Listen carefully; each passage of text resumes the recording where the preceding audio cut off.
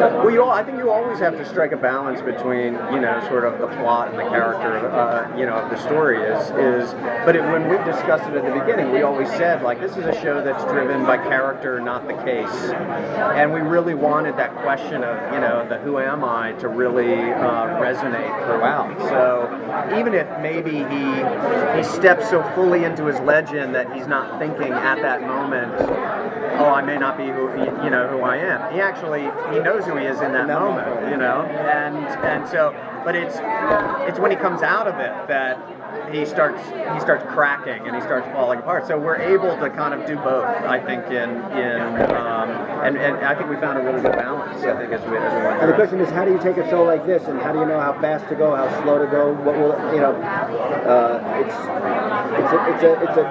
it's a challenging recipe, and I think David's found a great, just the right temperature and the right tone.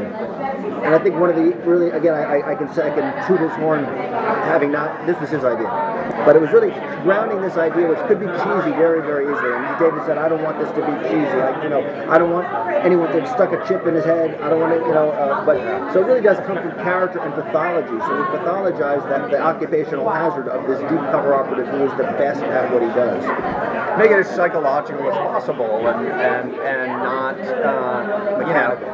Not mechanical. That's a good way of putting it. Yeah, and as well, kind of giving the stories enough room to breathe, so that credibly we would believe that he could infiltrate and he could kind of get into it and everything. And even still, I think the stories move really fast. They're not slow. Right. So.